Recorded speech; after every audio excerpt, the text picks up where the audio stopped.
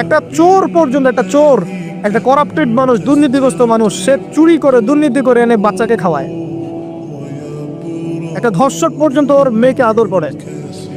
পুরুষ মানুষ কি জিনিস কেমন করে বুঝবে? সারাটা জীবন ক্ষয় করে ফেলায়। যদি আপনি তার আনুগত্য করেন, তার সামনে সুন্দর মতো থাকেন, তার কথার সাথে তর্ক না করেন, ভালোবাসা দিয়ে থাকেন, আপনার জন্য সে জীবন দিতে প্রস্তুত থাকবে। এরকম পুরুষ মানুষ। আপনাদেরকে কেউ চোখ তুলে তাকে চোখ তুলে ফেলাবে। এরকম পুরুষ মানুষ। স্বামীর আনুগত্য আপনি কিভাবে বুঝাবো? এটা দাসত্ব নয়। নবী সাল্লাল্লাহু আলাইহি ওয়াসাল্লাম বলেছেন, কোনো স্বামী যদি কোনো স্ত্রীকে চায়, তার প্রয়োজনের জন্য চায়, মহব্বতের জন্যে, স্ত্রী যদি চুলায় রান্না করতে থাকে, ওই রান্না ফেলে দিয়ে তাকে আসতে হবে। হাদিস।